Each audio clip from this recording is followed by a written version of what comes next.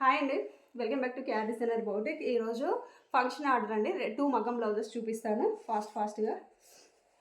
చూడండి, yellow and Rama green శారీకి వచ్చేసి మగ్గం బ్లౌజ్ ఇలా డిజైన్ చేసామండి. బ్యాక్ నెక్ అండ్ ఫినిషింగ్స్ కూడా చూడండి ఎంత నీట్గా ఉన్నాయో.